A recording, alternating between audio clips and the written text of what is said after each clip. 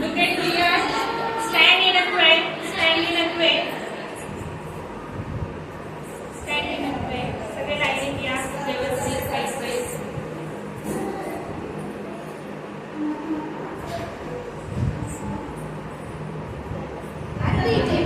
इशिता. तुझं नाव काय? ओके.